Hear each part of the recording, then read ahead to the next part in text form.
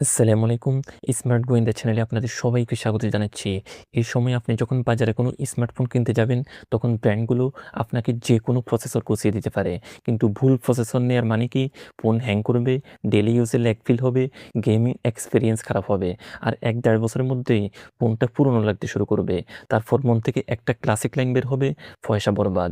আর বাজারের অবস্থা তো আপনি জানেনই। প্রসেসর, RAM, স্টোরেজ সবকিছুর দামই ধীরে, ধীরে বাড়ছে। ২০২৫ যে ফোন ৳২০,০০০ আশেপাশে পাওয়া যেত, ২০২৬ সেটাই প্রায় ২৫,০০০ কাছাকাছি চলে এসেছে। এই ভিডিওটা শেষ পর্যন্ত দেখলে আপনার পুরো কনফিউশন ক্লিয়ার হয়ে যাবে। আপনি বুঝতে পারবেন ২০,০০০ এর নিচে, ২৫,০০০ এর নিচে, ৩০,০০০ এর নিচে, ৪০,০০০ এর নিচে, এমনকি ৫০, ৬০ বা ৳৭০,০০০ নিচে কোন চিপসেট সবচেয়ে ভালো আর কোন ফোনটা কেন কেনা উচিত? কেন দেখবেন? কারণ একটা সঠিক চিপসেট বেছে নেওয়ার দায়িত্ব আপনার। আজকে আমরা পরিষ্কার ধারণা দেওয়ার চেষ্টা করব কোন বাজেটে কোন চিপসেট বেস্ট, তার AnTuTu স্কোর কত হওয়া উচিত আর সেই দামের মধ্যে বর্তমানে কোন স্মার্টফোন পাওয়া যাচ্ছে। শেষ পর্যন্ত দেখবেন, আমি গ্যারান্টি দিচ্ছি আপনার সব ডাউট ক্লিয়ার হয়ে যাবে। চলুন শুরু করা যাক সবচেয়ে বাজেট সেগমেন্ট দিয়ে, অর্থাৎ ২০,০০০ এর নিচে। ২০,০০০ এর নিচে ফোন কিনলে আগে দেখে নেবেন ফোনটার AnTuTu স্কোর যেন ৫ লাখ থেকে ৬ লাখের মধ্যে থাকে। ৫ লাখের আশেপাশেও চলতে পারে। এ বাজেটে খুব বেশি পাওয়ারফুল ফোন পাওয়া যাবে না, এটা মাথায় রাখতে হবে। এই রেঞ্জে Snapdragon 6s Gen 4, Snapdragon 7s Gen 2 ভালো অপশন হতে পারে। আর মিডিয়াটেকের মধ্যে ডাইমেনসিটি 6300 অথবা 6400 ও ডিসেন্ট বলা যায়।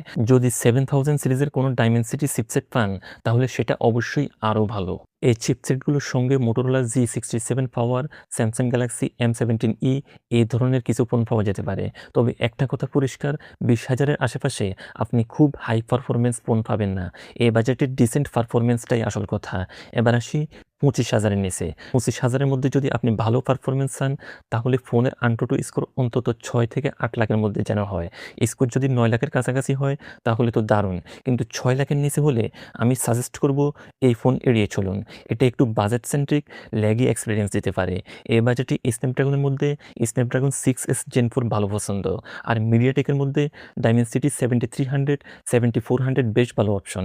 এই চিপসেটগুলোর সঙ্গে আপনি বেশ কিছু ফোন বাজারে দেখতে পাবেন, যেমন Oppo K13। সহজভাবে বললে ২৫,০০০ এর নিচে স্ন্যাপড্রাগনের 6 সিরিজ আর মিডিয়াটেকের 70000 সিরিজ, এ দুটোই ধরতে পারেন। এবার কথা বলি ৩০,০০০ এর নিচে। এই রেঞ্জে ফোন নিলে AnTuTu স্কোর হওয়া উচিত প্রায় ৮ লাখ থেকে ১০ লাখের মধ্যে।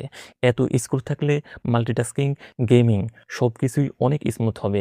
60 এফপিএস, এমনকি কিছু ক্ষেত্রে 90 এফপিএস গেমিংও পাওয়া যেতে পারে। এখানে স্ন্যাপড্রাগনের মধ্যে স্ন্যাপড্রাগন 7s Gen 3 অথবা 7s Gen 4 ভালো অপশন।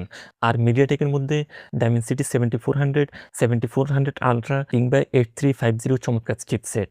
উদাহরণ হিসেবে Motorola H70 Fusion, Realme P4 Power, OnePlus Nord CE5 এই ফোনগুলো দেখতে পারেন। এ বাজেটের সোজা কথা, স্ন্যাপড্রাগন 7 সিরিজ অথবা মিডিয়াটেকের 74 সিরিজের উপরে কিছু নেওয়ার চেষ্টা করুন। এবার আসি ৪০,০০০ টাকার নিচে।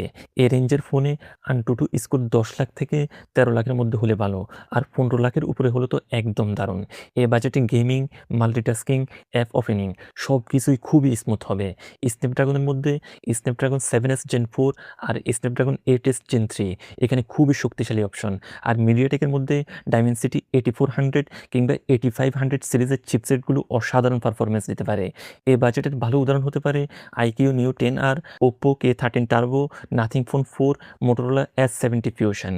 এক লাইনে বললে ৪০,০০০ এর নিচে স্ন্যাপড্রাগন 7 সিরিজের টপ চিপসেট বা মিডিয়াটেকের 8300, 8400 সিরিজ থেকে উপরে কিছু নিন। এবার ৫০,০০০ এর নিচে। এ বাজেটে AnTuTu স্কোর অন্তত ১৩ লাখ থেকে ১৭ লাখের মধ্যে হওয়া উচিত। এর উপরে গেলে তো একবারেই বেস্ট। এই সেগমেন্টে আপনি 90 এফপিএস থেকে 120 এফপিএস পর্যন্ত গেমিং, স্মুথ মাল্টিটাস্কিং আর লং টার্ম স্টেবল পারফরম্যান্স আশা করতে পারেন। স্ন্যাপড্রাগনের মধ্যে স্ন্যাপড্রাগন 8s Gen 3 বা স্ন্যাপড্রাগন 8s Gen 4 এ দুটোই খুবই সলিড অপশন। আর মিডিয়াটেকের মধ্যে ডাইমেনসিটি 9400, 9300 বা 9500 সিরিজের চিপসেটগুলো দারুণ পারফরম্যান্স দেয়। উদাহরণ হিসেবে এই ফোনগুলো দেখতে পারেন nothing phone 4a Pro, OnePlus Nord 6, Motorola A70 Pro, Vivo T4 Ultra, Poco X8 Pro Max। সোজা কথা বললে ৫০,০০০ এর নিচে স্ন্যাপড্রাগন 8 সিরিজের চিপসেট পেলে সেটা বেস্ট ভালো চয়েস। আর মিডিয়াটেক নিলে 9000 সিরিজের দিকেই তাকান। এবার আসি ৬০ থেকে ৬৫,০০০ এর নিচে। এ বাজেটে আপনি এমন ফোন খুঁজবেন যার AnTuTu স্কোর 20 লাখ থেকে 30 লাখের মধ্যে। 20 লাখের নিচে থাকলেও চলে, কিন্তু 20 লাখের উপরে হলে পারফরম্যান্স নিয়ে চিন্তা কম। এই রেঞ্জে আপনি ফ্ল্যাগশিপ লেভেলের এক্সপেরিয়েন্স আশা করতে পারেন। স্ন্যাপড্রাগনের মধ্যে স্ন্যাপড্রাগন 8 এলিট সিরিজের চিপসেটগুলো বেস্ট। আর মিডিয়াটেকের মধ্যে ডায়মেনসিটি 93,000 প্লাস অথবা 9400 বা 9500 এই চিপসেটগুলো দুর্দান্ত। এই বাজেটে অনেকেই স্ন্যাপড্রাগনকেই বেশি প্রেফার করে, কারণ এটা লং টার্ম স্টেবল পারফরম্যান্স দেয়। অর্থাৎ 60-65 হাজারের নিচে হলে স্ন্যাপড্রাগন 8 সিরিজ বা 8 এলিট চিপসেট খোঁজাই সবচেয়ে বুদ্ধিমানের কাজ।